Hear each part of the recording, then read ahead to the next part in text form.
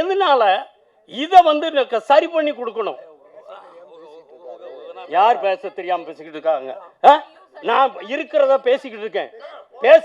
பேச தெரியாம பேசுறோம்னா என்ன அர்த்தம்? இல்ல இல்ல ஐயா, உங்களுடைய ஆசீர்வாதம் தான் வேணும்.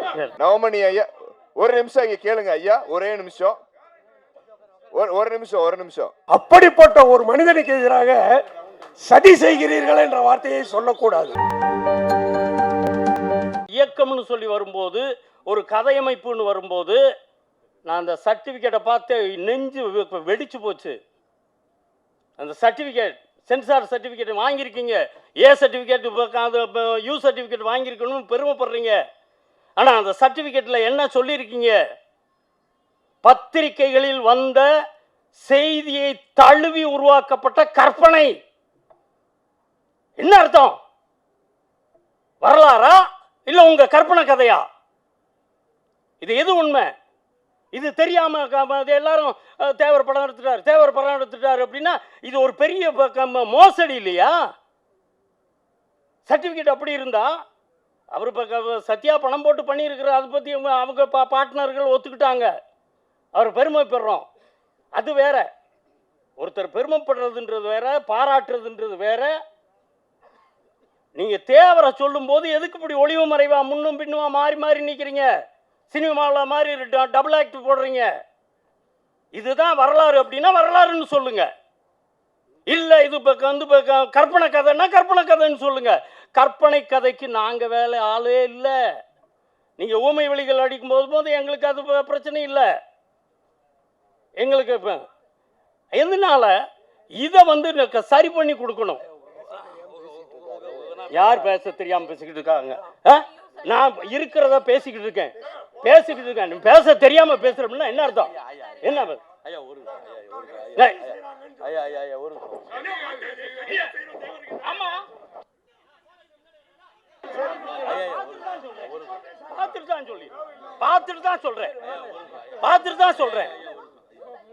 பார்த்துட்டு தான் சொல்றேன்.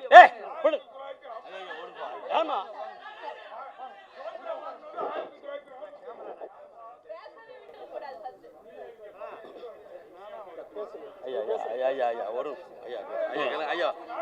தனியா கூட சொல்றேன்.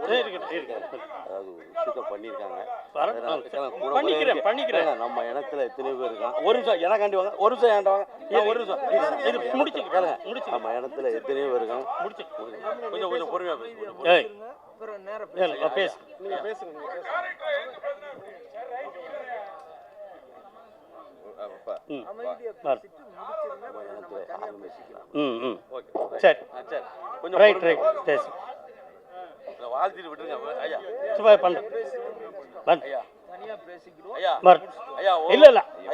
உங்களுடைய ஆசீர்வாதம் தான் வேணும்.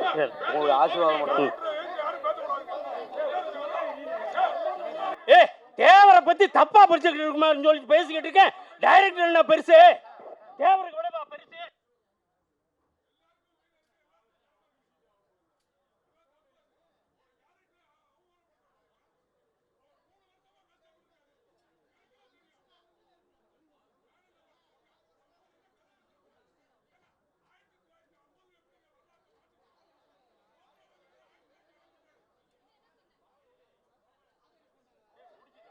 ஒரு நிமிஷம்.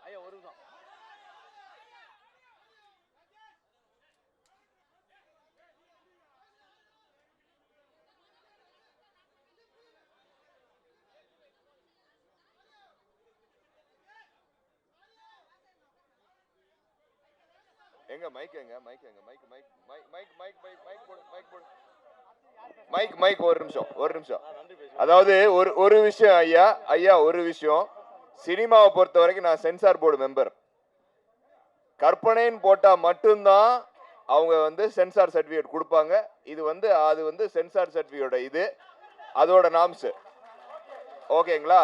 நம்ம என்னதான் உண்மையை வச்சு நம்ம தழுவி எடுத்தாலும் அங்க கற்பனை, இந்த கதாபாத்திரம், அதாவது அனிமல்ஸ் போடுறாங்கல்ல, அது மாதிரி ஒரு அதனால நீங்க யாரும் தவறா நினைக்க வேணாம். ஐயா உண்மையிலேயே ஐயா ஒரு விஷயம் ஐயா, நவமணி ஐயா, ஒரு நிமிஷம் இங்க கேளுங்க ஐயா, ஒரே நிமிஷம், ஒரு நிமிஷம் இருங்க ஐயா. அதாவது நம்ம சமூகத்தில் இருக்கிறவரே வந்து ஐயாவை பற்றி ஒரு படம் எடுக்கல. இவர் இவ்வளவு பல கோடி ரூபா போட்டு ஒரு படத்தை எடுத்திருக்காரு. அவருக்கு உண்மையிலே ஒரு பாராட்டுக்கள், ஹேண்ட்ஸம். ஓகேங்களா?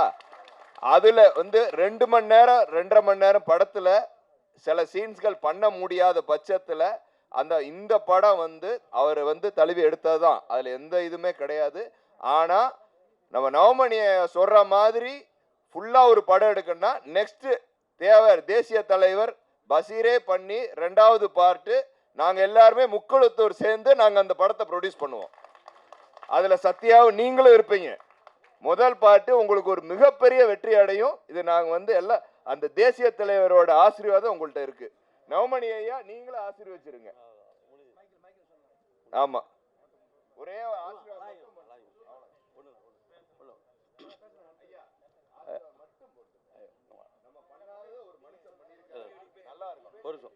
அடுத்து நம்ம பண்ணுவோம்.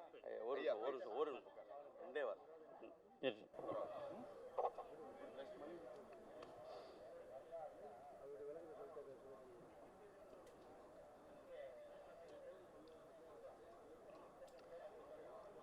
நான் வந்து வரலாறுன்னா வரலாறாக இருக்கணுன்றதுக்கு தான் சொல்லியிருந்தேன். யாரையும் குற்றச்சாட்டு சொல்கிறோம் அப்படின்றதில் இப்படி இருக்கக்கூடாது அப்படின்றதுக்கு இதிலிருந்து நிறைய பிரச்சனைகள் இருக்குது. எவ்வளவு பேர் என்னென்ன பேசிக்கிட்டு இருக்காங்கன்றது தெரியாது. 1950 தான் கொரியா வார், அது சுதந்திரத்துக்கு பின்னால் நடந்தது தான். வரலாறு தெரியாமல் நான் பேசலை என்ன. அதனால் இன்னைக்கு ஒரு பெரிய அளவில் பண்ணிக்கிட்டு இருக்கோம் அப்படின்னு சொன்னால் ஒரு சினிமா எல்லாரும் கூட்டு முயற்சி சரியாக வரணும் அப்படின்றது என்னுடைய விருப்பம். தேவர் படம் வாழ்க்கை வரலாறு தப்பு இல்லாமல் வரணும் அப்படின்றது என்னுடைய விருப்பம். அதைத்தான் நான் தொடர்ந்து வலியுறுத்திக்கிட்டு இருக்கிறேன். இன்னொரு வந்து கான்ட்ரவர்சியலாக இன்றைக்கி 57 ஒரு தினகரசாமி தேவர்னு ஒருத்தன் எழுதின புத்தகத்தை வச்சு தான் திருப்பி இன்னும் பேசிக்கிட்டே இருக்கிறாங்க. அது உடையணும் அப்படின்றது படிக்காதவன் படித்தவன் எல்லாரும் படித்தவன் புத்தகத்தை தேடி படிக்கிறது இல்லை. ஏறத்தாழ தேவர் பற்றி 90 புத்தகங்கள் வந்திருந்தாலும் படிக்கிறது இல்லை.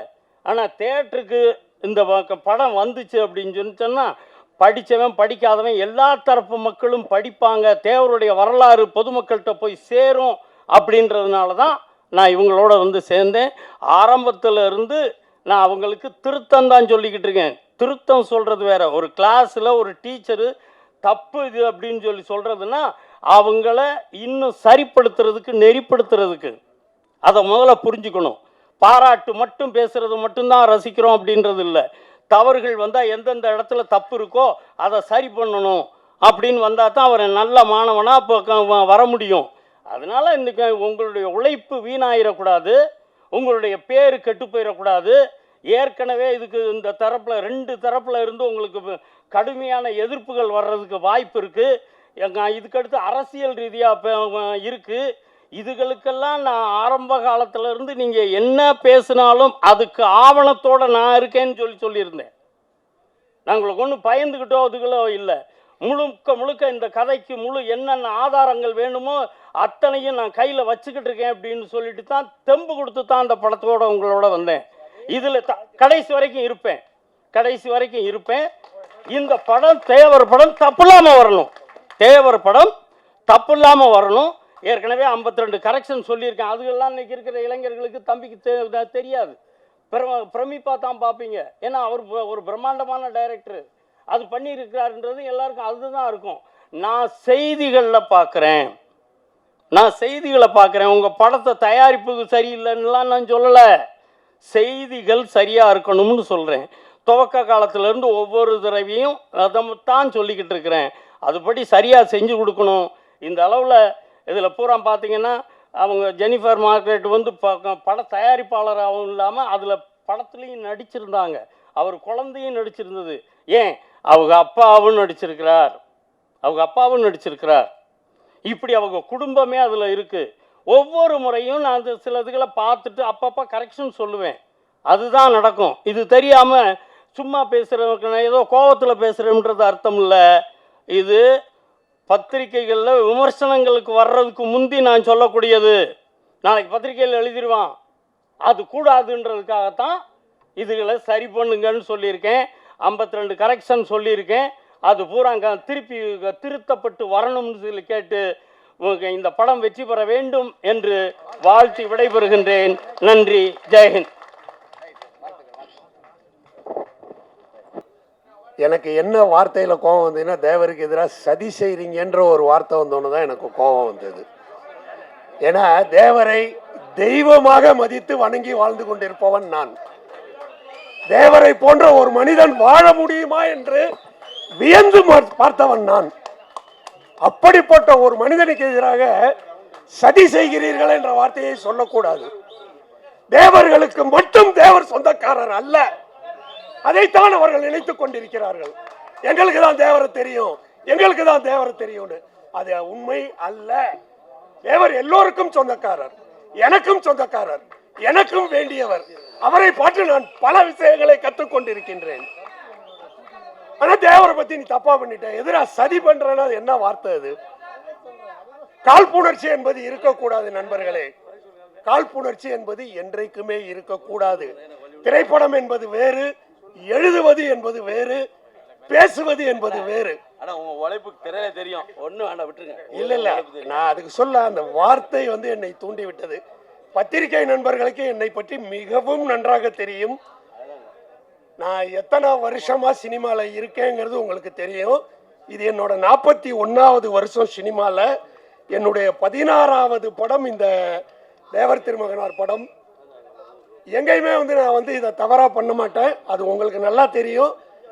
தனிப்பட்ட முறையில் உங்கள் எல்லோரையும் சந்தித்து படத்தை பற்றிய விஷயங்களை நாம் பேசுவோம் என்று கூறி, இந்த விழாவை இவ்வளவு சிறப்பாக ஏற்பாடு செய்து கொடுத்த அனைத்து நல்ல உள்ளங்களுக்கும், படத்தை மிகப்பெரிய பொருள் செலவிலே தயாரித்திருக்கும் நண்பர் சகோதரர் திரு சத்யா அவர்களுக்கும் அவரது குடும்பத்தாருக்கும், தேவராகவே வாழ்ந்து இன்றும் தேவருக்கு பெருமையும் சிறப்பும் சேர்த்து கொண்டிருக்கும் அருமை நண்பர் திரு பஷீர் அவர்களுக்கும், இந்த படத்தில் இரவு பகல் பாராமல் என்னோடு உழைத்த அத்தனை தொழில்நுட்ப கலைஞர்களுக்கும்,